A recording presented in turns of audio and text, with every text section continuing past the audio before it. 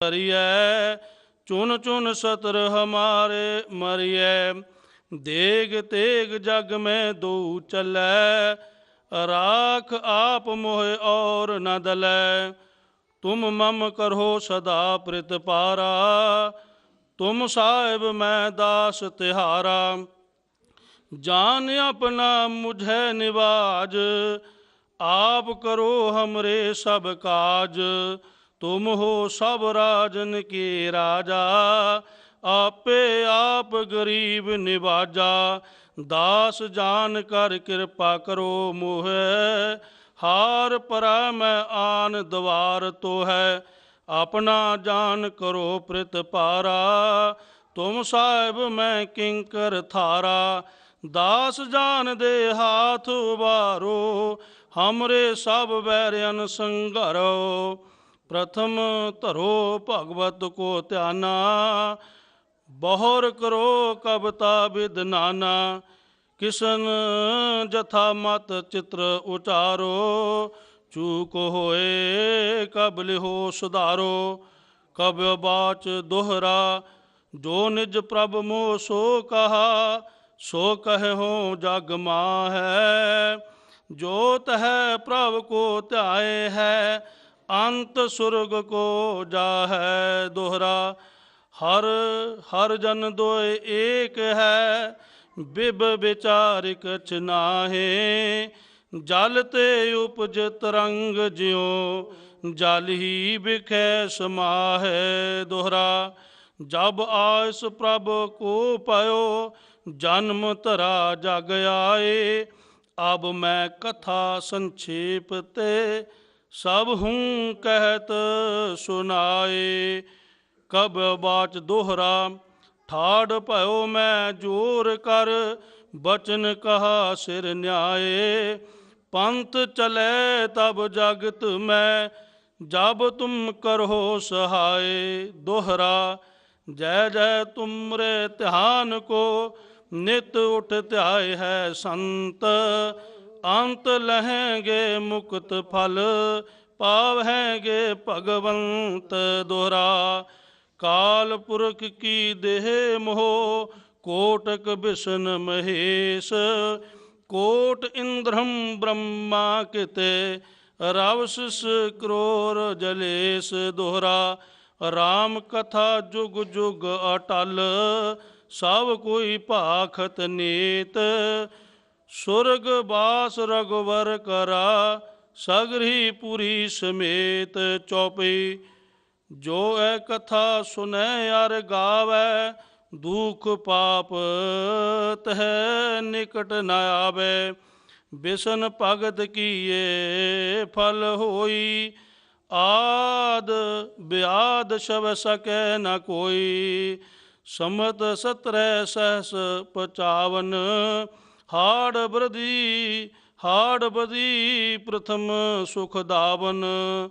ता प्रसाद कर ग्रंथ सुधारा, भूल परी लहो लिहो सुधारा। दोहरा नेत्र तुंके चरण तर, सत ध्रव तीर तरंग। श्री भागवत पूरन कियो, रघुवर कथा प्रसंग।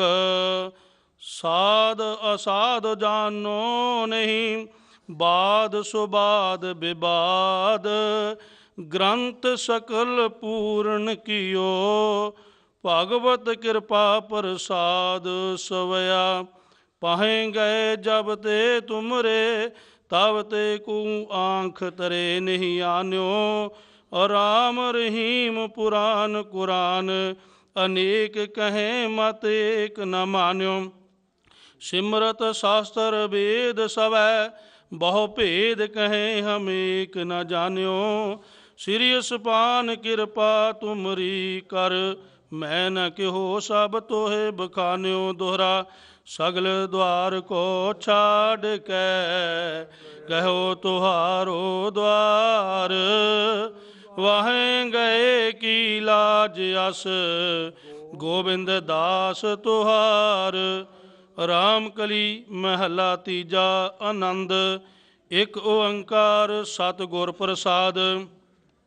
ਆਨੰਦ ਪਿਆ ਮੇਰੀ ਮਾਏ, ਸਤਿਗੁਰੂ ਮੈਂ ਪਾਇਆ। ਸਤਿਗੁਰ ਤਾਂ ਪਾਇਆ ਸਹਿਜ ਸੇਤੀ, ਮਨ ਵਜੀਆਂ ਵਧਾਈਆਂ। ਰਾਗ ਰਤਨ ਪਰਵਾਰ ਭਰੀਆਂ, ਸ਼ਬਦ ਗਾਵਣ ਆਈਆਂ। ਸ਼ਬਦੋ ਤਾਂ ਗਾਵੋ ਹਰੀ ਕੇਰਾ, ਮਨ ਜਿਨੀ ਵਸਾਇਆ। ਕਹਿ ਨਾਨਕ ਆਨੰਦ ਹੋਆ, ਸਤਿਗੁਰੂ ਮੈਂ ਪਾਇਆ। ਏ ਮਨ ਮੇਰਿਆ ਤੂੰ ਸਦਾ ਰਹੋ ਹਰ ਨਾਲੇ, ਹਰ ਨਾਲ ਰਹੋ ਤੂੰ ਮਨ ਮੇਰੇ, ਦੁਖ ਸਭ ਵਿਸਾਰਣਾ। ਅੰਗੀਕਾਰ ਉਹ ਕਰੇ ਤੇਰਾ, ਕਾਰਜ ਸਭ ਸਵਾਰਣਾ। ਸਭਨਾ ਗਲਾਂ ਸਮਰੱਥ ਸੁਆਮੀ, ਸੋ ਕਿਉ ਮਨਹੁ ਵਿਸਾਰੇ। ਕਹਿ ਨਾਨਕ ਮਨ ਮੇਰੇ, ਸਦਾ ਰਹੋ ਹਰ ਨਾਲੇ। ਸਾਚੇ ਸਾਹਿਬਾ ਕਿਆ ਨਹੀਂ ਘਰ ਤੇਰੇ, ਘਰ ਤਾਂ ਤੇਰਾ ਸਭ ਕਿਛ ਹੈ। ਜਿਸ ਦੇਹ ਸੋ ਪਾਵੈ, ਸਦਾ ਸਿਫਤ ਸਲਾਹ ਤੇਰੀ। ਨਾਮ ਮਨ ਵਸਾਵੈ, ਨਾਮ ਜਿਨ ਕੈ ਮਨ ਵਸਿਆ।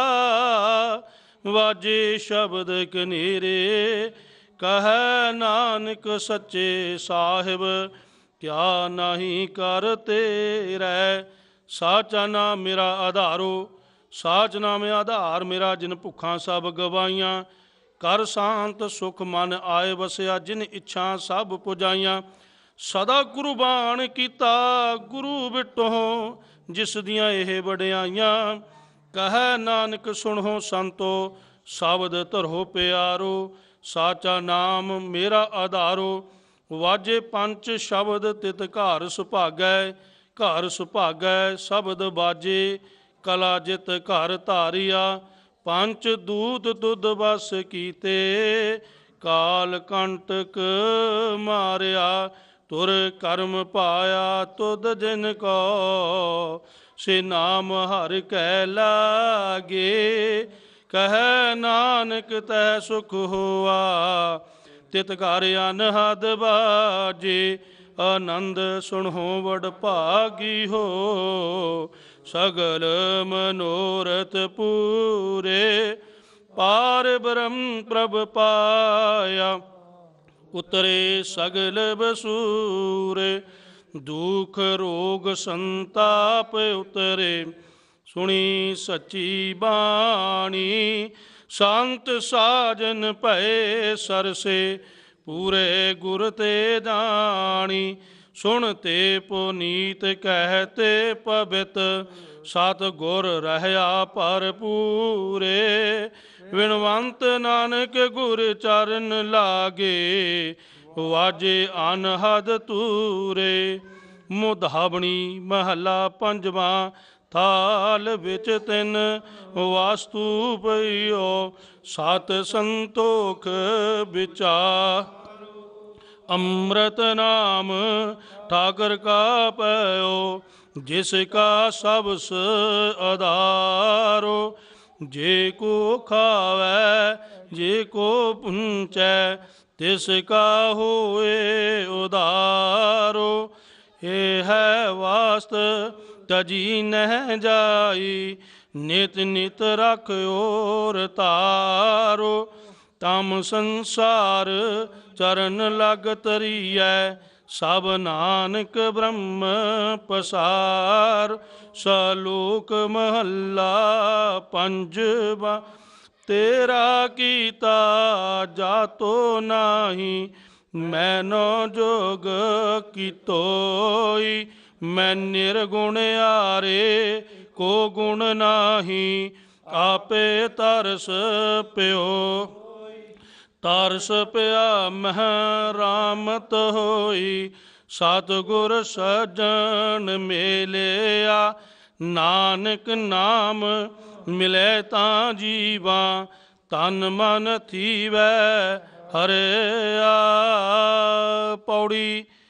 ਤਿੱਥੈ ਤੂੰ ਸਮਰੱਥ, ਜਿੱਥੈ ਕੋਈ ਨਾ ਹੈ, ਉਥੈ ਤੇਰੀ ਰਖ। ਅਗਨੀ ਉਦਰ ਮਾਹੈ, ਸੁਣ ਕੈ ਜਮ ਕੇ ਦੂਤ। ਨਾਏ ਤੇਰੇ ਛੱਡ ਜਾਹੈ, ਭਵ ਜਲ ਬਿਖਮਸ ਗਾਹੋ। ਗੁਰ ਸ਼ਬਦੀ ਪਾਰ ਪਾਹੈ, ਜਿਨ ਕੋ ਲੱਗੀ ਪਿਆਸ। ਅੰਮ੍ਰਿਤ ਸੇ ਖਾਹੈ, ਕਲ ਮੇਹੋ ਪੁੰਨ ਗੁਣ ਗੋਵਿੰਦ ਗਾਹੈ। ਸਭ ਸੈਨੋ ਕਿਰਪਾਲ ਸੰਮਾਲਹਿ ਸਾਹੈ ਸਾਹੈ। ਬਿਰਥਾ ਕੋਈ ਨ ਜਾਏ ਜੇ ਆਵੈ ਤੁਧ ਆਹੈ। ਸ਼ਲੋਕ ਮਹਲਾ ਪੰਜਵਾ। ਅੰਤਰ ਗੁਰ ਆਰਾਧਨਾ ਜਿਹਵਾ ਜਪ ਗੁਰ ਨਾਉ। ਨੇਤਰੀ ਸਤਿਗੁਰ ਪੇਖਣਾ ਸਰਵਣੀ ਸੁਣਨਾ ਗੁਰ ਨਾਉ। ਸਤਿਗੁਰ ਸੇਤੀ ਰਤਿਆ ਦਰਗਹਿ ਪਾਈਐ ਠਾਉ। ਕਹੋ ਨਾਨਕ ਕਿਰਪਾ ਕਰੇ ਜਿਸਨੂੰ ਇਹ ਬਤ ਦੇ। ਜਗ ਮਹਿ ਉੱਤਮ ਕਾਢੀਐ ਵਿਰਲੇ ਕੇਈ ਕੇ। ਮਹੱਲਾ ਪੰਜਵਾ। ਰਖੇ ਰਖਣਹਾਰ ਆਪ ਉਬਾਰਿਆ ਨਾ। ਗੁਰ ਕੀ ਪੈਰੀ ਪਾਏ ਕਾਜ ਸਵਾਰਿਆ ਨਾ। ਹੁਆ ਆਪ ਦਿਆਲ ਮਨੋ ਨਾ ਵਿਸਾਰਿਆ ਨਾ।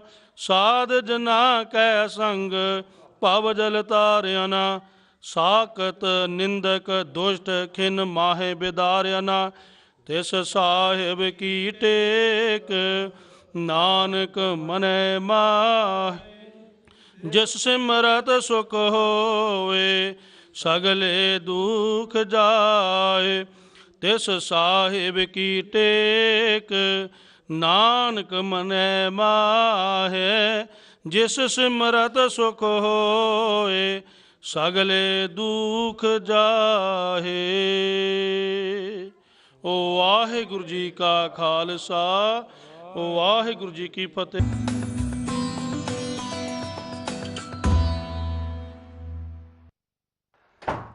ਸੰਗਤ ਦੀ ਰਾਹੀਂ ਯੂਕੇ ਤੇ ਯੂਰਪ 'ਚ ਬੈਠੀਆਂ ਸਿੱਖ ਸੰਗਤਾਂ ਜੋ ਕਿ ਸੰਗਤ ਟੈਲੀਵਿਜ਼ਨ ਦੇ ਪ੍ਰੋਗਰਾਮ ਦਾ ਆਨੰਦ ਮਾਣ ਰਹੀਆਂ ਹਨ, ਆਓ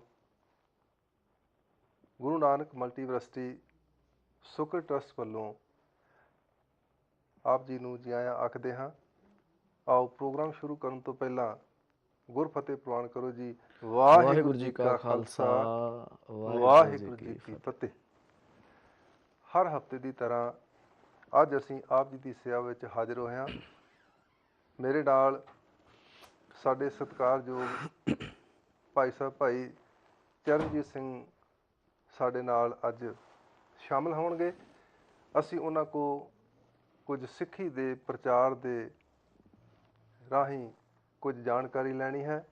ਸੋ ਆਓ ਸਭ ਤੋਂ ਪਹਿਲਾਂ ਅਸੀਂ ਆਪ ਜੀ ਨੂੰ ਦੱਸਦੇ ਚੱਲੀਏ ਕਿ ਅਸੀਂ ਪ੍ਰੋਗਰਾਮ ਦੇ ਆਰੰਭ ਵਿੱਚ ਇੱਕ ਬੱਚੇ ਦਾ ਅਨੁਭਵ, ਬੱਚਿਆਂ ਦੇ ਬਹੁਤ ਅਨੁਭਵ ਹਨ ਕਿਉਂਕਿ ਜਿਨ੍ਹਾਂ ਨੇ ਗੁਰੂ ਦੇ ਸ਼ਬਦ ਦੇ ਵਿੱਚੋਂ ਕਮਾਈ ਕੀਤੀ ਹੈ, ਸ਼ਬਦ ਦੇ ਵਿੱਚੋਂ ਗੁਰੂ ਨੂੰ ਜਾਣਿਆ ਹੈ, ਉਹਨਾਂ ਨੇ ਆਪਣੇ ਅਨੁਭਵ ਜਿਹੜੇ ਬੱਚਿਆਂ ਨੇ ਉਹ ਸਾਨੂੰ ਲਿਖ ਕੇ ਭੇਜਦੇ ਹਨ ਅਤੇ ਸਾਡਾ ਫਰਜ਼ ਬਣਦਾ ਹੈ ਕਿ ਅਸੀਂ ਸਿੱਖ ਸੰਗਤਾਂ ਦੇ ਰੂਬਰੂ ਉਹ ਕਰੀਏ। ਆਓ ਸਭ ਤੋਂ ਪਹਿਲਾਂ ਅਸੀਂ ਜੋ ਹੈ ਉਸ ਬੱਚੀ ਦੇ ਲਿਖੇ ਹੋਏ ਅਨੁਭਵ ਨੂੰ ਆਪ ਜੀ ਦੇ ਸਾਹਮਣੇ ਪੇਸ਼ ਕਰਨਾ ਹੈ। ਉਸ ਤੋਂ ਬਾਅਦ ਜੋ ਅਗਲਾ ਪ੍ਰੋਗਰਾਮ ਹੈ ਉਹ ਸ਼ੁਰੂ ਕਰਾਂਗੇ ਅਤੇ ਪ੍ਰੋਗਰਾਮ ਸਮਾਪਤੀ ਤੋਂ ਪਹਿਲਾਂ ਅਸੀਂ ਆਪ ਜੀ ਦੀਆਂ ਕਾਲਜ ਵੀ ਲੈਣੀਆਂ ਹਨ। ਸੋ ਆਓ ਪ੍ਰੋਗਰਾਮ ਆਰੰਭ ਕਰਦੇ ਹਾਂ। ਇਹ ਬੱਚੀ ਜੋ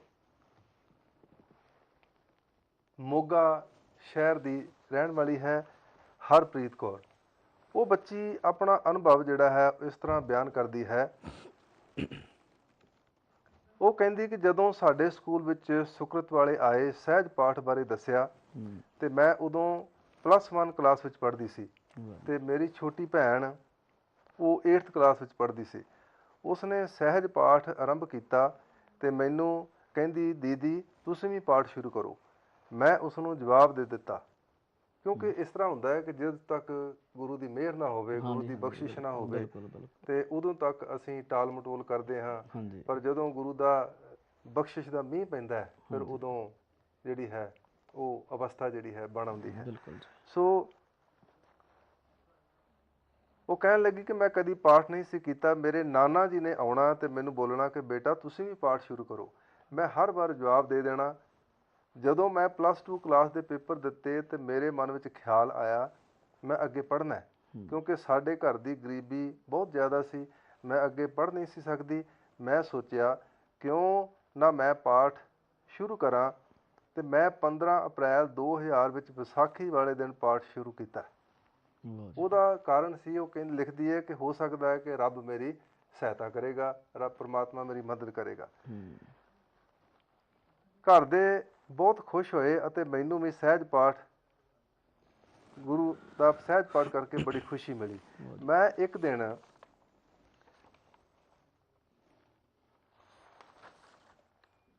ਇੱਕ ਚਿੱਠੀ ਲਿਖੀ ਜਿਸ ਵਿੱਚ ਮੈਂ ਆਪਣੇ ਘਰ ਦੀ ਗਰੀਬੀ ਵਿਸਥਾਰ ਕੀਤਾ। ਜੋ ਚਿੱਠੀ ਲਿਖੀ ਮੈਂ ਉਹ ਹਰ ਰੋਜ਼ ਪੜ੍ਹਨਾ ਸ਼ੁਰੂ ਕਰ ਦਿੱਤਾ ਹੈ। ਇੱਕ ਦਿਨ ਮਨ ਵਿੱਚ ਖਿਆਲ ਆਇਆ ਕਿਉਂ ਨਾ ਇਹ ਚਿੱਠੀ ਡਿਪਟੀ ਕਮਿਸ਼ਨ ਨੂੰ ਭੇਜਾਂ। ਉਹ ਚਿੱਠੀ ਲਿਖੀ ਉਹਨੇ ਆਪਣੇ ਘਰ ਦੀ ਹਾਲਤ ਬਾਰੇ, ਤਾਂ ਉਹ ਕਹਿੰਦੀ ਮੈਂ ਲਿਖਾਂ ਕਿਹਨੂੰ। ਤਾਂ ਉਹ ਜਦੋਂ ਉਹਦੇ ਮਨ 'ਚ ਖਿਆਲ ਆਇਆ, ਉਹਨੇ ਫਿਰ ਕਿਹਾ ਵੀ ਜਿਹੜਾ ਜ਼ਿਲ੍ਹੇ ਦਾ ਡਿਪਟੀ ਕਮਿਸ਼ਨਰ ਹੈ ਵੀ ਉਹਨੂੰ ਚਿੱਠੀ ਕਿਉਂ ਨਾ ਲਿਖੀ ਜਾਵੇ। ਉਹ ਕਹਿਣ ਲੱਗੀ ਵੀ ਇਹ ਚਿੱਠੀ ਫਿਰ ਮੈਂ ਡਿਪਟੀ ਕਮਿਸ਼ਨਰ ਨੂੰ ਐਡਰੈਸ ਪਾ ਕੇ ਭੇਜ ਦਿੱਤੀ।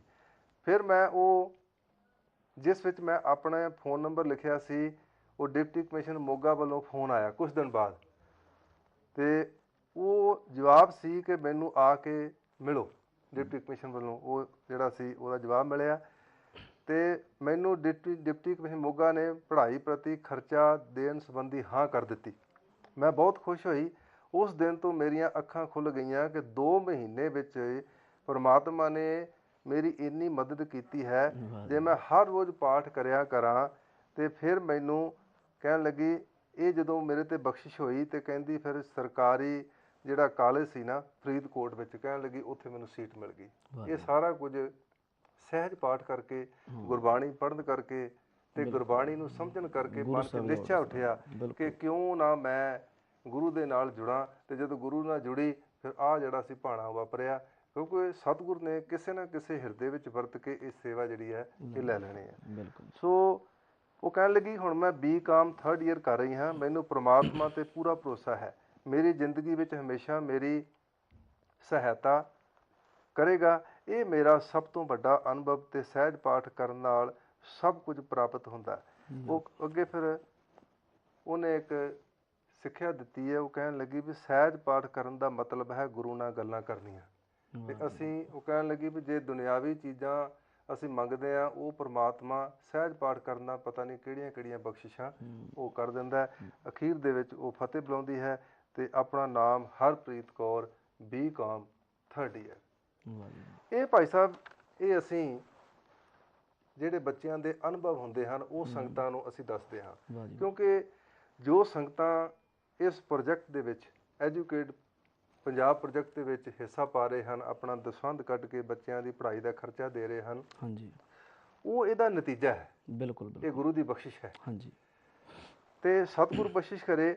ਇਹ ਜਿਹੜਾ ਭਾਈ ਸਾਹਿਬ ਭਾਈ ਜਸਵੀਰ ਸਿੰਘ ਖਾਲਸਾ ਖੰਨੇ ਵਾਲਿਆਂ, ਉਹਨਾਂ ਦੇ ਉਪਰਾਲੇ ਸਦਕਾ, ਉਹਨਾਂ ਦੇ ਸਹਿਯੋਗ ਸਦਕਾ ਇਹ ਜਿਹੜਾ ਪ੍ਰੋਗਰਾਮ ਸ਼ੁਰੂ ਕੀਤਾ ਸੀ ਸਾਡੇ ਵੀਰ ਭਾਈ ਸਾਹਿਬ ਭਾਈ ਜਸਵਿੰਦਰ ਸਿੰਘ ਕੋਹਲੀ ਹੋਰਾਂ ਨੇ, ਇਹਨੂੰ ਫਲ ਜਿਹੜਾ ਉਹ ਲੱਗਣਾ ਸ਼ੁਰੂ ਹੋ ਗਿਆ। ਬਿਲਕੁਲ ਜੀ। ਅਤੇ ਇਹਦੀਆਂ ਜਿਹੜੀਆਂ ਕੁਰੰਬਲਾਂ ਨੇ ਹੌਲੀ ਹੌਲੀ ਇਹਨੂੰ ਫਲ ਲੱਗਣੇ ਨੇ, ਉਹ ਸੰਸਾਰ ਦੇ ਲੋਕਾਂ ਤੱਕ, ਉਹ ਸਿੱਖ ਸੰਗਤਾਂ ਦੇ ਸਾਹਮਣੇ ਉਹਦਾ ਜਿਹੜਾ ਰਿਜ਼ਲਟ ਉਹ ਜ਼ਰੂਰ ਆਵੇਗਾ। ਇੱਥੇ ਮੈਂ ਇੱਕ ਬੇਨਤੀ ਕਰਨਾ ਚਾਹੁੰਦਾ ਵਾਂ ਕਿ ਬੱਚੀ ਨੇ ਜਿਹੜੀ ਗੱਲ ਕੀਤੀ ਹੈ ਨਾ, ਜੀ ਕਿ ਮੈਂ ਗੁਰੂ 'ਤੇ ਵਿਸ਼ਵਾਸ ਕੀਤਾ, ਭਰੋਸਾ ਕੀਤਾ, ਅਤੇ ਗੁਰੂ ਸਾਹਿਬ ਜੀ ਨੇ ਵੇਖੋ ਕੋਈ ਜ਼ਰੀਆ ਬਣਾਤਾ। ਬਿਲਕੁਲ। ਇਹ ਸਭ ਤੋਂ ਵੱਡੀ ਗੱਲ ਅੱਜ ਸਾਡੇ ਅੰਦਰ ਘਾਟ ਹੈ ਕਿ ਸਾਡਾ ਵਿਸ਼ਵਾਸ ਭਰੋਸਾ ਗੁਰੂ 'ਤੇ ਨਹੀਂ ਰਿਹਾ। ਨਾ ਹੀ ਸਾਨੂੰ ਆਪਣੇ ਆਪ 'ਤੇ ਹੈ ਅਤੇ ਨਾ ਹੀ ਗੁਰੂ 'ਤੇ ਹੈ। ਜੇ ਗੁਰੂ 'ਤੇ ਅਸੀਂ ਪੂਰਨ ਭਰੋਸਾ ਕਰ ਲਈਏ ਤਾਂ ਸੰਸਾਰ ਦਾ ਕੋਈ ਇਹੋ ਜਿਹਾ ਕੋਈ ਕਾਰਜ ਨਹੀਂ ਜਿਹੜਾ ਮੇਰੇ ਖਿਆਲ ਦੇ ਨਾਲ ਪੂਰਾ ਨਾ ਹੋ ਸਕੇ। ਬਹੁਤ ਅੱਛਾ ਸਵਾਲ ਵੀਰ ਜੀ ਨੇ ਉਹਦਾ ਜਵਾਬ ਦਿੱਤਾ ਹੈ ਕਿ ਇੱਕ ਭਰੋਸਾ ਅਤੇ ਉਹਦਾ ਭਾਣਾ। ਬਿਲਕੁਲ। ਇਹ ਜ਼ਿੰਦਗੀ ਦੇ ਅੰਦਰ ਸਬਰ ਅਤੇ ਸ਼ੁਕਰ ਨਾਲ ਜ਼ਿੰਦਗੀ ਬਤੀਤ ਕਰਾਂਗੇ ਅਤੇ ਉਸ ਮਾਲਕ ਦਾ ਹੁਕਮ ਹੈ, ਉਹ ਤੇ ਅਚਿੰਤ ਕੰਮ ਕਰੇ ਪ੍ਰਭ ਤਿਨਕੇ, ਜਿਨ ਹਰ ਕਾ ਨਾਮ ਪਿਆਰਾ। ਜਿਹੜੇ ਸਾਡੇ ਚੇਤੇ ਵਿੱਚ ਵੀ ਕੰਮ ਨਹੀਂ, ਉਹ ਕੰਮ ਵੀ ਉਹ ਸਵਾਰ ਦਿੰਦਾ। ਸੋ ਭਾਈ ਸਾਹਿਬ, ਅਸੀਂ ਇਹ ਜਿਹੜਾ ਕਾਰਜ, ਕਿਉਂਕਿ ਹਰ ਗੁਰਸਿੱਖ, ਹਰ ਜਥੇਬੰਦੀ, ਹਰ ਸੰਪਰਦਾ ਜਿਹੜੀ ਹੈ ਉਹ ਸਿੱਖੀ ਦੇ ਲਈ ਜੂਝ ਰਹੀਆਂ ਨੇ, ਕੰਮ ਕਰ ਰਹੀਆਂ ਨੇ, ਮੁਬਾਰਕ ਹੈ। ਬਿਲਕੁਲ। ਪਰ ਇਹ ਜਿਹੜਾ ਕੰਮ ਸ਼ੁਰੂ ਕੀਤਾ ਹੈ, ਕਿਉਂਕਿ ਤੁਸੀਂ ਇੱਕ ਇਸ ਸੰਸਥਾ ਦੇ ਪ੍ਰਚਾਰਕ ਹੋ, ਇੰਡੀਆ ਤੋਂ ਆਏ ਹੋ, ਬਹੁਤ ਸੋਹਣਾ ਗੁਰੂ ਦੀ ਤੁਹਾਡੇ 'ਤੇ ਬਖਸ਼ਿਸ਼ ਹੈ, ਬਹੁਤ ਸੋਹਣਾ ਤੁਸੀਂ ਕਥਾ ਕਰਦੇ ਹੋ, ਬੜਾ ਤੁਹਾਨੂੰ ਗਿਆਨ ਹੈ, ਸਤਿਗੁਰ ਦੀ ਬਹੁਤ ਬਖਸ਼ਿਸ਼ ਹੈ। ਤੁਸੀਂ ਸਾਨੂੰ ਇਹ ਚਾਨਣਾ ਪਾਓ, ਸਾਨੂੰ ਇਹ ਦੱਸਣਾ ਕਰੋ ਕਿ ਸਿੱਖੀ ਦਾ ਪ੍ਰਚਾਰ ਬਹੁਤ ਹੋ ਰਿਹਾ, ਕਿਉਂਕਿ ਪਿਛਲੇ ਤੋਂ ਪਿਛਲੇ ਵੀਕ ਅਸੀਂ ਇਹ ਗੱਲ ਇੱਥੇ ਬੈਠ ਕੇ ਸਾਂਝੀ ਕੀਤੀ ਸੀ ਹਾਂਜੀ ਕਿ ਪਾਠ ਬਹੁਤ ਹੋ ਰਿਹਾ, ਕੀਰਤਨ ਦਰਬਾਰ ਬਹੁਤ ਹੋ ਰਹੇ ਨੇ, ਪਰ ਇਹ ਸਭ ਕੁਝ ਕਰਨ ਦੇ ਬਾਵਜੂਦ ਵੀ ਕੀ ਕਾਰਨ ਹੈ ਕਿ ਜੋ ਸਿੱਖੀ, ਇਹ ਨਹੀਂ ਵੀ ਸਿੱਖੀ ਪ੍ਰਫੁੱਲਤ ਹੋਈ ਹੈ, ਸਿੱਖੀ 'ਚ ਕੁਝ ਮੋੜ ਆਇਆ ਹੈ, ਸਿੱਖੀ ਦੇ ਕੁਝ ਅਸੀਂ ਕਹਿ ਸਕਦੇ ਹਾਂ ਕਿ ਚੜ੍ਹਦੀ ਕਲਾ ਵਿੱਚ ਦੇਖ ਸਕਦੇ ਹਾਂ, ਹਾਂਜੀ ਹਾਂਜੀ, ਪਰ ਕੀ ਕਾਰਨ ਹੈ ਵੀ ਉਤਨਾ ਜ਼ਿਆਦਾ ਪ੍ਰਫੁੱਲਤ ਸਿੱਖੀ ਨਹੀਂ ਹੋ ਰਹੀ ਜੋ ਅਸੀਂ ਚਾਹੁੰਦੇ ਹਾਂ ਕਿ ਇਹ ਸਿੱਖੀ ਦੇ ਬੋਲ ਬਾਲੇ ਜਿਹੜੇ ਹਨ ਉਹ ਸੰਸਾਰ ਦੇ ਲੋਕਾਂ ਤੱਕ ਪਹੁੰਚਣ। ਇਹਦਾ ਕਾਰਨ ਜਿਹੜਾ ਹੈ ਉਹ ਸਾਨੂੰ ਸੰਗਤਾਂ ਨੂੰ ਤੁਸੀਂ ਦੱਸਣਾ ਕਰੋ, ਕਿਉਂਕਿ ਅਸੀਂ ਹਰ ਰੋਜ਼ ਗੁਰੂ ਦੇ ਅੱਗੇ ਜਾ ਕੇ ਮੱਥੇ ਵੀ ਟੇਕਦੇ ਹਾਂ, ਬਿਲਕੁਲ ਅਖੰਡ ਪਾਠਾਂ ਸਾਹਿਬ ਦੀਆਂ ਲੜੀਆਂ ਵੀ ਕਰਾਉਂਦੇ ਹਾਂ, ਬਿਲਕੁਲ ਜੀ, ਗੁਰੂ ਕੇ ਲੰਗਰ ਵੀ ਅਸੀਂ ਕਰਾਉਂਦੇ ਹਾਂ। ਬਿਲਕੁਲ ਬਿਲਕੁਲ। ਜੋ ਸਾਡੇ ਮਨ ਵਿੱਚ ਸ਼ਰਧਾ ਹੈ ਅਸੀਂ ਗੁਰੂ ਕੋਲ ਜਾ ਕੇ ਉਹ ਕੰਮ ਕਰ ਰਹੇ ਹਾਂ, ਪਰ ਕੀ ਕਾਰਨ ਹੈ ਕਿ ਜਿਹੜੇ ਸਿੱਖੀ ਦੇ ਗੁਣ ਸਾਡੇ ਵਿੱਚੋਂ ਪ੍ਰਗਟ ਹੋਣੇ ਚਾਹੀਦੇ ਸਨ ਉਹ ਮਿਲ ਨਹੀਂ ਰਹੇ, ਉਹ ਦਿਖ ਨਹੀਂ ਰਹੇ। ਇਸ ਬਾਰੇ ਤੁਸੀਂ ਸਾਨੂੰ ਥੋੜ੍ਹਾ ਜਿਹਾ ਸੰਗਤਾਂ ਦੇ ਰੂਬਰੂ ਥੋੜ੍ਹਾ ਜਿਹਾ ਸਾਨੂੰ ਚਾਨਣਾ ਪਾਓ। ਹਾਂਜੀ, ਬਹੁਤ ਵੀ ਜੀ ਆਪ ਜੀ ਦਾ ਬਹੁਤ ਸੋਹਣਾ ਸਵਾਲ ਹੈ ਕਿ ਇੰਨਾ ਕੁਝ ਹੋਣ ਦੇ ਬਾਵਜੂਦ ਸਾਡਾ ਜਿਹੜਾ ਧਰਮ ਜਾਂ ਸਾਡਾ ਪ੍ਰਚਾਰ ਪ੍ਰਫੁੱਲਤ ਨਹੀਂ ਹੋ ਪਾ ਰਿਹਾ। ਅਸਲ ਦੇ ਅੰਦਰ ਮੈਨੂੰ ਇੱਥੇ ਇੱਕ ਕਾਰਨ ਲੱਗ ਰਿਹਾ ਹੈ ਕਿ ਸਾਡੇ ਅੰਦਰ ਥਿਊਰੀ ਬਹੁਤ ਹੋ ਰਹੀ ਹੈ, ਕਿ ਅਖੰਡ ਪਾਠ ਵੀ ਬਹੁਤ ਹੋ ਰਹੇ ਨੇ, ਕੀਰਤਨ ਦਰਬਾਰ ਵੀ ਹੋ ਰਹੇ ਨੇ, ਅਤੇ ਉਹਦੇ ਨਾਲ ਨਾਲ ਨਗਰ ਕੀਰਤਨ ਕੱਢਣੇ ਜਾਂ ਹੋਰ ਸਮਾਗਮ ਅਸੀਂ ਬੜੇ ਉਤਸ਼ਾਹ ਨਾਲ ਕਰ ਰਹੇ ਹਾਂ। ਇਹ ਸਾਰਾ ਥਿਊਰੀ ਹੈ ਜੀ, ਪਰ ਇਸ ਨੂੰ ਆਪਣੀ ਜ਼ਿੰਦਗੀ ਦੇ ਵਿੱਚ ਅਸੀਂ ਪ੍ਰੈਕਟੀਕਲ ਤੌਰ 'ਤੇ ਨਹੀਂ ਲਿਆ ਰਹੇ। ਵਾਹ, ਬਿਲਕੁਲ। ਕਾਰਨ ਹੈ ਕਿ ਪ੍ਰੈਕਟੀਕਲ ਤੌਰ 'ਤੇ ਜਿੰਨਾ ਚਿਰ ਇਹ ਜ਼ਿੰਦਗੀ 'ਚ ਨਹੀਂ ਆਏਗਾ ਨਾ, ਗੁਰੂ ਸਾਹਿਬ ਜੀ ਦਾ ਇੱਕ ਫਰਮਾਨ ਹੈ, ਸਾਹਿਬ ਕਹਿੰਦੇ ਨੇ ਕਿ ਸੇਵਕ ਸਿੱਖ ਪੂਜਨ ਸਭ ਆਵੈ, ਸਭ ਗਾਵੈ ਹਰ ਹਰ ਊਤਮ ਬਾਣੀ, ਗਾਵਿਆ ਸੁਣਿਆ ਤਿਨ ਕਾ ਹਰ ਥਾਂ ਪਾਵੈ, ਜਿਨ ਸਤਿਗੁਰ ਕੀ ਆਗਿਆ ਸਤ ਸਤ ਕਰਮਾਨੀ। ਗੱਲ ਤੇ ਗੁਰੂ ਦੀ ਆਗਿਆ, ਗੁਰੂ ਦਾ ਹੁਕਮ, ਗੁਰੂ ਦਾ ਉਪਦੇਸ਼ ਹੈ। ਮੈਂ ਇੱਥੇ ਇੱਕ ਥੋੜ੍ਹਾ ਜਿਹਾ ਪਿੱਛੇ ਜਾ ਕੇ ਇੱਕ ਆਪ ਜੀ ਨੂੰ ਐਗਜ਼ਾਮਪਲ ਦੇਣਾ ਚਾਹੁੰਦਾ ਵਾਂ ਕਿ ਅਸੀਂ ਕਿੱਥੇ ਖਲੋਤੇ ਹਾਂ।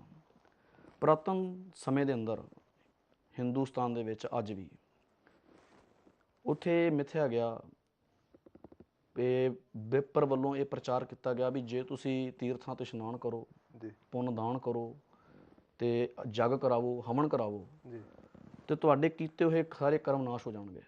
ਬਿਲਕੁਲ। ਅਤੇ ਜਿੰਨੀ ਲੁਕਾਈ ਹੈ ਉਸ ਪਾਸੇ ਪੈ ਗਈ ਅਤੇ ਉਹਨੂੰ ਇਹ ਨਹੀਂ ਕਿਹਾ ਗਿਆ ਕਿ ਤੁਸੀਂ ਆਪਣਾ ਜੀਵਨ ਬਣਾਓ।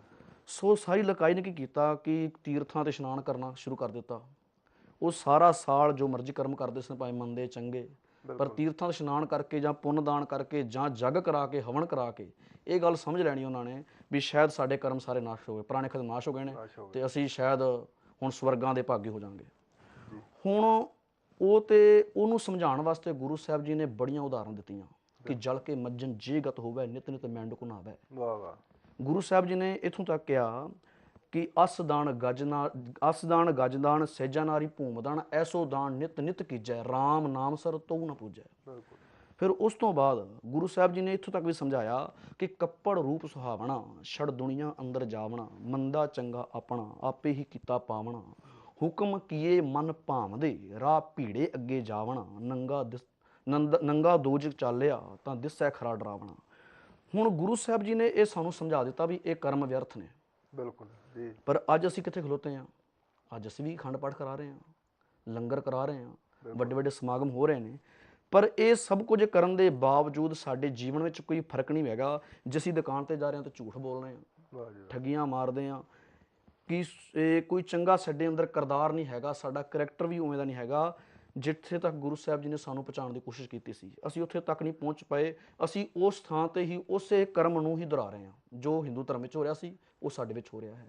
ਸੋ ਇਸ ਕਰਕੇ ਮੇਰੇ ਕਹਿਣ ਦਾ ਭਾਵ ਇਹ ਹੈ ਕਿ ਭਾਈ ਗੁਰਦਾਸ ਜੀ ਦਾ ਇੱਕ ਮੈਨੂੰ ਕਵਿਤ ਯਾਦ ਆ ਰਿਹਾ ਹੈ। ਉਹ ਕਹਿੰਦੇ ਨੇ ਕਿ ਜੈਸੇ ਬੈਲ ਤੇਲੀ ਕੋ ਜਾਣਤ ਕਈ ਕੋਸ ਚਲਿਓ, ਨੈਣ ਉਗਰਤ ਵਹੀਂ ਠਾਉ ਹੀ ਠਿਕਾਣੋ ਹੈ। ਕਿ ਜਿਵੇਂ ਤੇਲੀ ਦਾ ਬਲਦ ਨਾ ਸਾਰਾ ਦਿਨ ਕੁੱਲੂ ਦੇ ਦੁਆਲੇ ਘੁੰਮਦਾ, ਉਹ ਘੁੰਮਦਾ ਜਦੋਂ ਅੱਖਾਂ ਦੇ ਉਹਦੇ ਖੋਪੇ ਪਾ ਦਿੱਤੇ ਜਾਂਦੇ ਨੇ, ਅਤੇ ਉਹਨੂੰ ਇਹ ਪ੍ਰਤੀਤ ਹੁੰਦਾ ਮੈਂ ਸਵੇਰ ਦਾ ਚੱਲਿਆ ਸਾ, ਪਤਾ ਨਹੀਂ ਕਿੱਥੇ ਪਹੁੰਚ ਕੇ ਆਵਾਂਗਾ। ਪਰ ਜਦੋਂ ਉਹਦੇ ਖੋਪੇ ਉਤਰਦੇ ਨੇ ਤੇ ਉਹਨੂੰ ਇੰਝ ਲੱਗ ਉਹ ਜਦੋਂ ਵਹਿੰਦਾ ਹੈ ਤੇ ਜਿੱਥੇ ਮੈਂ ਚੱਲਿਆ ਸੋ ਉੱਥੇ ਹੀ ਆ। ਉੱਥੇ ਹੀ ਹੈ, ਤੇ ਬਿਲਕੁਲ। ਇਹ ਸਾਡਾ ਕਾਰਨ ਹੈ ਕਿ ਜਿੱਥੋਂ ਗੁਰੂ ਸਾਹਿਬ ਜੀ ਨੇ ਸਾਨੂੰ ਅੱਗੇ ਲਿਜਾਣ ਦੀ ਕੋਸ਼ਿਸ਼ ਕੀਤੀ ਗੁਰਬਾਣੀ ਦੁਆਰਾ, ਕਿਸੇ ਉਸ ਨੂੰ ਆਪਣੇ ਜੀਵਨ 'ਚ ਧਾਰਨ ਕਰ ਸਕੀਏ, ਪਰ ਅਸੀਂ ਉਹ ਕਰਮ ਨਾ ਕਰ ਪਾਏ। ਅਸੀਂ ਫਿਰ ਕਰਮ ਕਾਂਡਾਂ ਦੇ ਵਿੱਚ ਖਚਤ ਹੋ ਕੇ ਆਪਣੇ ਆਪ ਨੂੰ ਉੱਥੇ ਹੀ ਰੱਖਿਆ ਹੈ। ਸੋ ਇੱਕ ਮੈਂ ਨਿੱਕੀ ਜਿਹੀ ਹੋਰ ਆਪ ਜੀ ਨੂੰ ਉਦਾਹਰਨ ਦੇਣੀ ਚਾਹੁੰਦਾ ਵਾਂ ਕਿ ਸਾਡੇ ਅੰਦਰ ਕਮੀ ਕਿੱਥੇ ਆ ਗਈ। ਕਮੀ ਆ ਗਈ ਕਿ ਅਸੀਂ ਗੁਰੂ ਦੇ ਉਪਦੇਸ਼ ਨੂੰ ਆਪਣੇ ਹਿਰਦੇ ਵਿੱਚ ਨਹੀਂ ਵਸਾ ਪਾਏ, ਉਸ ਨੂੰ ਆਪਣੀ ਜ਼ਿੰਦਗੀ ਦੇ ਅੰਦਰ ਪ੍ਰੈਕਟੀਕਲ ਤੌਰ ਤੇ ਆਪਣੇ ਅੰਦਰ ਵਸਾ ਨਹੀਂ ਪਾਏ।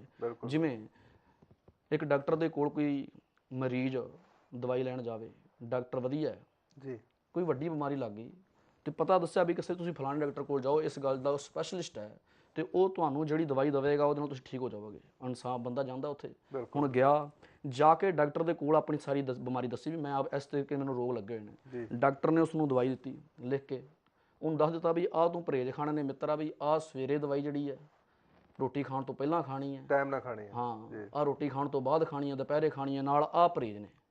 ਤੇ ਜੇ ਉਹ ਮਰੀਜ਼ ਉਹਨਾਂ ਪਰਹੇਜ਼ਾਂ ਨੂੰ, ਡਾਕਟਰ ਦੀ ਉਸ ਗੱਲ ਨੂੰ ਫੋਲੋ ਕਰਦਾ ਹੈ, ਆਪਣੀ ਜ਼ਿੰਦਗੀ ਵਿੱਚ ਲਿਆਉਂਦਾ ਹੈ ਕਿ ਸਮੇਂ ਸਿਰ ਦਵਾਈ ਖਾਵੇ ਤੇ ਉਹਨੇ ਜਿਹੜੀਆਂ ਚੀਜ਼ਾਂ ਦੱਸੀਆਂ ਵੀ ਆਹ ਨੂੰ ਨਹੀਂ ਕਰਨੀਆਂ, ਵੀ ਆਹ ਪਰਹੇਜ਼ ਰੱਖਣੇ ਨੂੰ, ਆਹ ਪਰਹੇਜ਼ਾਂ ਨੂੰ ਰੱਖੇ, ਤੇ ਉਹ ਸਹਿਜੇ ਸਹਿਜੇ ਠੀਕ ਹੋ ਜਾਂਦਾ ਹੈ ਜੀ। ਤੇ ਵੇਖੋ ਉੱਥੇ ਡਾਕਟਰ ਉਹਦੇ ਨਾਲ ਨਹੀਂ ਤੁਰਿਆ ਫਿਰਦਾ, ਉਹਦਾ ਕੋਈ ਉਪਦੇਸ਼ ਜਾ ਰਿਹਾ ਹੈ। ਇਸੇ ਤਰੀਕੇ ਦੇ ਨਾਲ ਅਸੀਂ ਕਹਿੰਦੇ ਹਾਂ ਗੁਰ ਮੇਰੇ ਸੰਗ ਸਦਾ ਹੈ ਨਾਲੇ। ਗੁਰੂ ਦਾ ਉਪਦੇਸ਼ ਕੀ ਹੈ? ਗੁਰੂ ਨੇ ਸਿੱਖ ਨੂੰ ਉਪਦੇਸ਼ ਦਿੱਤਾ ਸੀ ਕਿ ਹੱਕ ਪਰਾਇਆ ਨਾਨਕਾ ਉਸ ਸੂਵਰ ਉਸ ਗਾਏ। ਤੇ ਜੇ ਅਸੀਂ ਕਿਸੇ ਦਾ ਹੱਕ ਮਾਰ ਕੇ ਖਾ ਰਹੇ ਹਾਂ ਜਾਂ ਲੁੱਟਦੇ ਹਾਂ ਜਾਂ ਇਹ ਝੂਠ ਬੋਲਦੇ ਪਏ ਹਾਂ, ਤੇ ਇਹਦਾ ਮਤਲਬ ਹੈ ਕਿ ਗੁਰੂ ਤੇ ਕਹਿ ਰਿਹਾ ਹੈ ਕਿ ਤੂੰ ਇਹ ਨਹੀਂ ਕਰਮ ਕਰਨਾ, ਪਰ ਅਸੀਂ ਉਹ ਸੁਣ ਕੇ ਫਿਰ ਵੀ ਕਰੀ ਜਾ ਰਹੇ ਹਾਂ। ਇਹਦਾ ਭਾਵ ਹੈ ਗੁਰੂ ਦੀ ਗੱਲ ਨਹੀਂ ਮੰਨਦੇ ਪਏ। ਗੁਰੂ ਸਾਹਿਬ ਕਹਿੰਦੇ ਨੇ ਕਿ ਪਰਤਰੈ ਰੂਪ ਨਾ ਪੇਖੈ ਨੇਤਰ।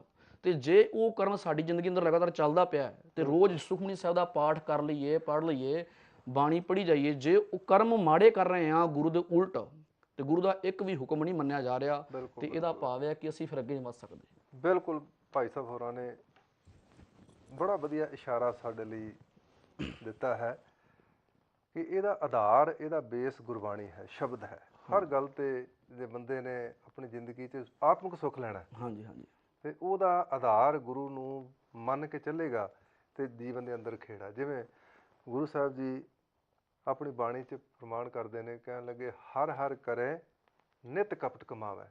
ਕਿ ਹੁਣ ਰੱਬ ਰੱਬ ਵੀ ਕਰਦੇ ਆ, ਰਾਮ ਰਾਮ ਕਰਦਾ, ਕੋਈ ਅੱਲਾ ਕਰਦਾ। ਇਹ ਨਹੀਂ ਵੀ ਗੁਰੂ ਸਾਹਿਬ ਦਾ ਉਪਦੇਸ਼ ਕੇਵਲ ਸਿੱਖਾਂ ਲਈ ਹੈ, ਸਮੁੱਚੀ ਲੁਕਾਈ ਨੂੰ ਸਤਿਗੁਰਾਂ ਨੇ, ਜਿਵੇਂ ਮੀਂਹ ਹਰ ਇੱਕ ਜਗ੍ਹਾ ਵਰਸਦਾ, ਇਵੇਂ ਸਤਿਗੁਰ ਦਾ ਗੁਰਬਾਣੀ ਦਾ ਉਪਦੇਸ਼ ਸਮੁੱਚੇ ਸੰਸਾਰ ਲਈ ਹੈ। ਤੇ ਇਹ ਸਾਨੂੰ ਗੁਰਸਿੱਖਾਂ ਨੂੰ ਹੁਣ ਇਹ ਇੱਕ ਸੋਚ ਸਾਨੂੰ ਬਦਲਣੀ ਪਏਗੀ। ਬਿਲਕੁਲ ਜੀ, ਵੀ ਅਸੀਂ ਬਾਣੀ ਆਪ ਪੜ੍ਹਨੀ ਸ਼ੁਰੂ ਕਰੀਏ, ਦਵਾਈ ਅਸੀਂ ਖਾਈਏ ਤਾਂ ਠੀਕ ਹੋਵਾਂਗੇ। ਇਹ ਨਹੀਂ ਹੋ ਸਕਦਾ ਕਿ ਦਵਾਈ ਕੋਈ ਦੂਸਰਾ ਬੰਦਾ ਖਾ ਲਵੇ ਤੇ ਮੈਂ ਭਾਈ ਸਾਹਿਬ ਭਾਈ ਗੁਰਦਾਸ ਜੀ ਕਹਿੰਦੇ ਨੇ ਖਾਂਡ ਖਾਂਡ ਕਹੇ ਜੇ ਬਨਾ ਸਵਾਦ ਮਿੱਠੋ ਆਵੇ। ਬਿਲਕੁਲ ਉਸ ਨਹੀਂ, ਇਹ ਗੁਰੂ ਸਾਹਿਬ ਦੀ ਜੀ ਬਾਣੀ ਨੂੰ ਸਾਨੂੰ ਸਮਝਣਾ ਪਵੇਗਾ ਜੇ ਅਸੀਂ ਸੁੱਖ ਲੈਣਾ। ਨਹੀਂ ਤੇ ਸੰਸਾਰ 'ਚ ਗੁਰੂ ਪਿਆਰਿਓ ਕਦੋਂ ਕੀ ਵਾਪਰ ਜਾਣਾ ਸਾਨੂੰ ਪਤਾ ਕੋਈ ਨਹੀਂ। ਬਿਲਕੁਲ, ਅਸੀਂ ਕਈ ਵਾਰੀ ਜਦੋਂ ਸਾਡੇ ਤੇ ਦੁੱਖ ਆ ਜਾਂਦਾ ਨਾ, ਅਸੀਂ ਕਹਿੰਦੇ ਆ ਵੀ ਇਹ ਪੂਰਬਲੇ ਕਰਮਾਂ ਕਰਕੇ ਹੈ, ਇਹ ਕਰਮਾਂ। ਨਹੀਂ ਨਹੀਂ, ਗੁਰੂ ਸਾਹਿਬ ਕੀ ਕਹਿੰਦੇ ਨੇ? ਗੁਰੂ ਸਾਹਿਬ ਕਹਿੰਦੇ ਵੀ ਜੋ ਮੈਂ ਕੀਆ ਸੋ ਮੈਂ ਪਾਇਆ। ਵੀ ਜੋ ਤੂੰ ਕਰਮ ਕੀਤੇ ਨੇ, ਇਹ ਨਹੀਂ ਵੀ ਕਰਮਾਂ ਕਰਕੇ ਨਹੀਂ ਹੋਇਆ, ਜੋ ਤੂੰ ਕੀਤੇ ਨੇ। ਅੱਜ ਕੁਝ ਕਰ ਰਹੇ ਆ, ਉਹਦਾ ਸਵਾਦ ਬੜਾ ਮਿੱਠਾ ਲੱਗਦਾ, ਸੁੱਖ ਬੜੇ ਮਿੱਠੇ ਲੱਗਦੇ ਨੇ, ਪਰ ਇਹ ਗੱਲ ਚੇਤੇ ਰੱਖੀ, ਇਹਨਾਂ ਨੇ ਸਵਾਦ ਮਿੱਠਿਆਂ ਨੇ ਇੱਕ ਦਿਨ ਕੌੜੇ ਵਿੱਚ ਵੀ ਬਦਲ ਜਾਣਾ।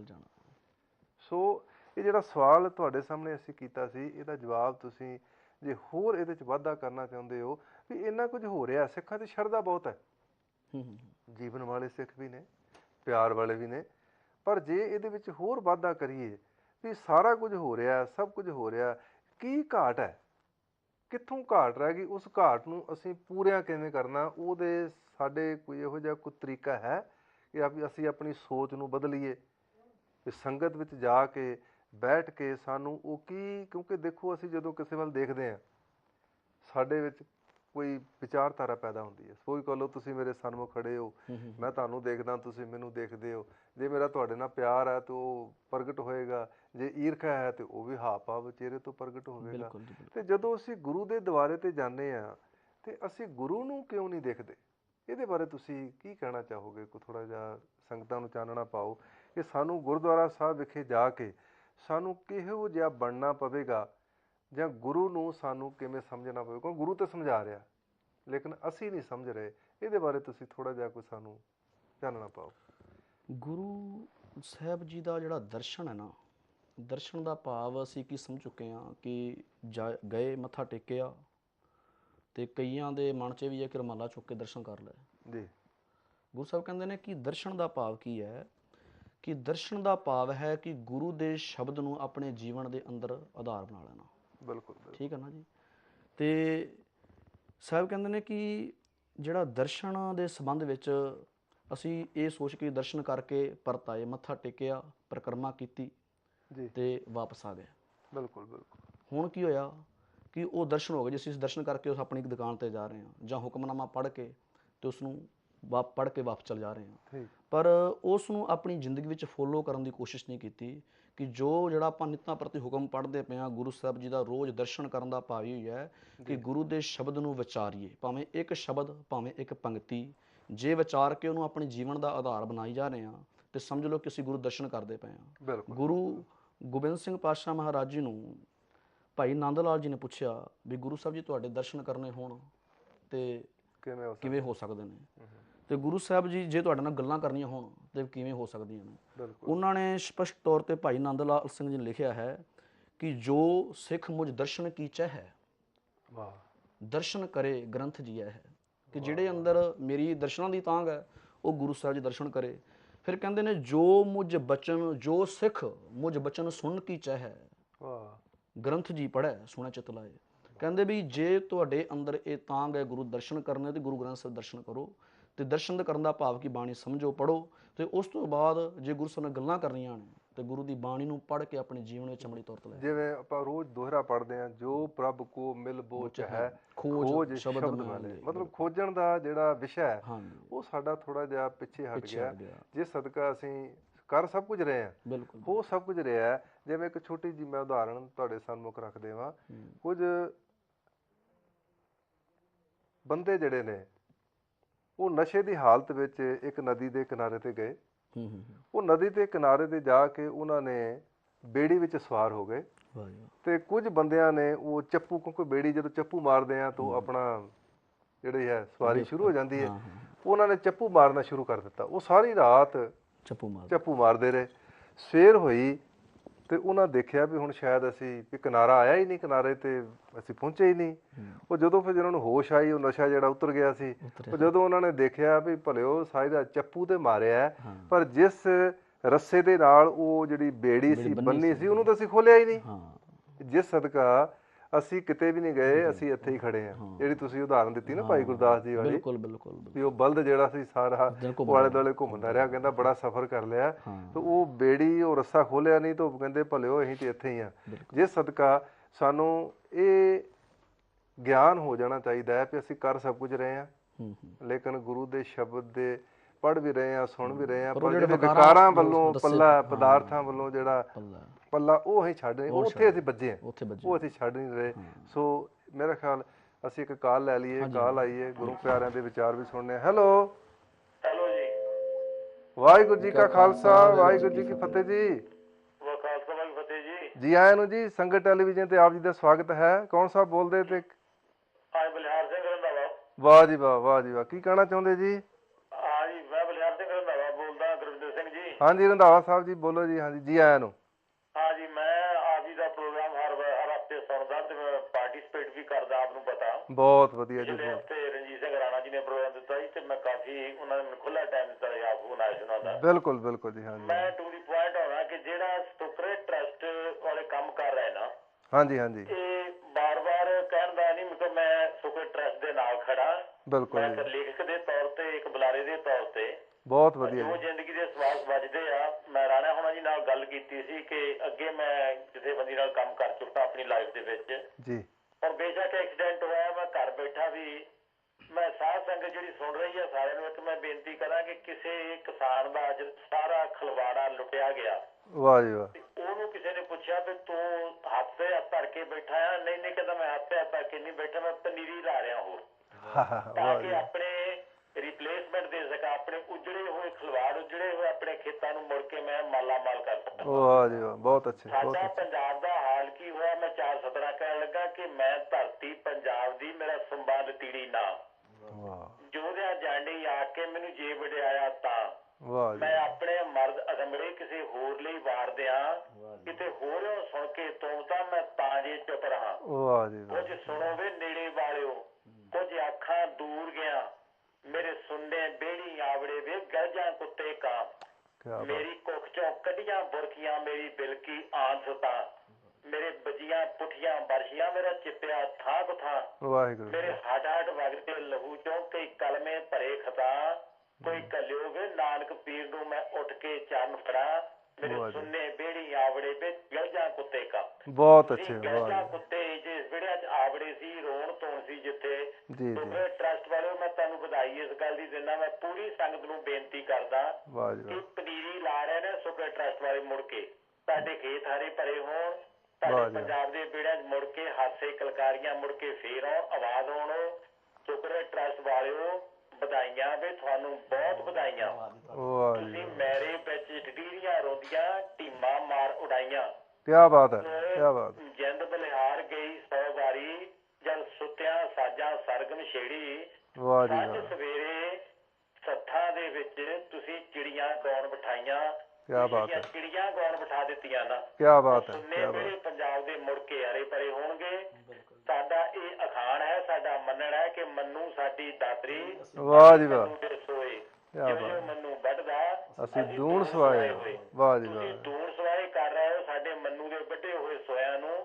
ਮੈਂ ਵਧਾਈ ਦਿੰਦਾ ਤੇ ਪੂਰੀ ਸਾਧ ਸੰਗਤ ਜਿਹੜੀ ਹੈ, ਜੋ ਸੰਗਤ ਟਰਸਟ ਨੂੰ ਸੁਣਦੀ ਹੈ, ਚੈਨਲ ਨੂੰ। ਜੀ ਜੀ ਜੀ। ਬਲਿਹਾਰ ਸਿੰਘ ਰੰਧਾਵਾ ਆਪਣੀ ਵੱਲੋਂ ਕਹਿੰਦਾ ਕਿ ਆਓ ਇਹਨਾਂ ਦਾ ਸਾਥ ਦੇਈਏ।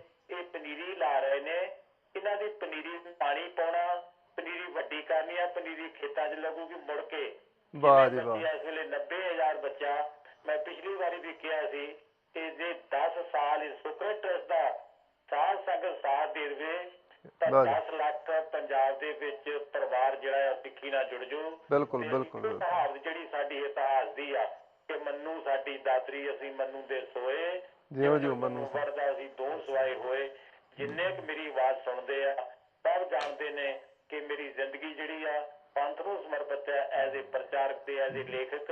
ਬਹੁਤ ਦਲ ਵਿੱਚ ਹੋ ਗਿਆ, ਥੋੜਾ ਜਿਹਾ ਸਰੀਰ ਨੇ ਸਾਥ ਦਿੱਤਾ ਤਾਂ ਮੈਂ ਇੱਥੇ ਚੈਨਲ ਤੇ ਆ ਕੇ ਵੀ ਤੁਹਾਡਾ ਸਾਥ ਦਿਆ ਕਰੂੰਗਾ। ਇੰਨੀਆਂ ਸ਼ਬਦਾਂ ਦੇ ਬਹੁਤ ਨਾਲ ਬਹੁਤ ਤੁਹਾਡੀ ਤੁਹਾਨੂੰ ਬਹੁਤ ਬਹੁਤ ਵਧਾਈਆਂ। ਸੁਪਰ ਟਰਸਟ ਵਾਲਿਓ, ਵਾਹਿਗੁਰੂ ਜੀ ਜੀ ਕਾ ਕਾ ਖਾਲਸਾ ਵਾਹਿਗੁਰੂ ਜੀ ਕੀ ਫਤਿਹ। ਫਤਿਹ। ਦੇਖੋ ਬਹੁਤ ਇਹਨਾਂ ਦੀਆਂ ਸੀਸਾਂ ਬਿਲਕੁਲ ਜਿਹੜੀਆਂ ਨੇ, ਇਹੋ ਜਿਹੇ ਗੁਰੂ ਪਿਆਰੇ ਨੇ ਜਿਹੜੇ ਸਿੱਖੀ ਦਾ ਦਰਦ ਰੱਖਦੇ ਦਰਦ ਨੇ, ਰੱਖਦੇ ਜਿਨ੍ਹਾਂ ਨੂੰ ਸਿੱਖੀ ਦੀ ਤੜਪ ਹੈ ਤੜਫ ਹੈ ਜੀ। ਕਿ ਜਿਹੜਾ ਕੰਮ ਹੋਣਾ ਚਾਹੀਦਾ ਉਹ ਨਹੀਂ ਹੋ ਰਿਹਾ, ਜਿਹੜਾ ਹੋ ਰਿਹਾ ਉਹਦੇ ਲਈ ਹੱਲਾਸ਼ੇਰੀ ਦੇਣੀ। ਇਹ ਬੈਠੇ ਬੈਠੇ ਹੀ ਸਾਨੂੰ ਜਿਹੜਾ ਹੈ ਇਹ ਹੱਲਾਸ਼ੇਰੀ ਦਿੰਦੇ ਨੇ। ਜੇ ਸਦਕਾ ਗੁਰੂ ਪਿਆਰਿਓ ਦੇਖੋ ਅਸੀਂ ਕੁਝ ਕਰਾਂਗੇ। ਮੈਂ ਉਦੋਂ ਵੀ ਬੇਨਤੀ ਕੀਤੀ ਸੀ ਵੀ ਸਤਿਗੁਰਾਂ ਨੇ ਬਹੁਤ ਬਖਸ਼ਿਸ਼ਾਂ ਨੇ ਸਾਨੂੰ ਸਭ ਕੁਝ ਦਿੱਤਾ ਹੈ, ਸਾਰੇ ਸੁੱਖ ਦਿੱਤੇ ਨੇ। ਅਸੀਂ ਵੀ ਨਾ ਚਾਹੀਏ ਜੋ ਕੁਝ ਹੋ ਰਿਹਾ ਅਸੀਂ ਵੀ ਬੈਠ ਜਾਈਏ ਘਰ ਵਿੱਚ ਤੇ ਫਿਰ ਤੇ ਉਹੀ ਗੱਲ ਹੈਗੀ ਆ ਵੀ ਠੀਕ ਹੈ ਜੋ ਕੁਝ ਹੋ ਰਿਹਾ ਨੂੰ ਅੱਖਾਂ ਬੰਦ ਕਰਕੇ ਕਹਿ ਦਈਏ, ਪਰ ਸਾਡੇ ਗੁਰੂ ਦਾ ਹੁਕਮ ਹੈ ਕਿ ਭੈ ਕਾਹੂ ਕੋ ਦੇਤ ਨਾ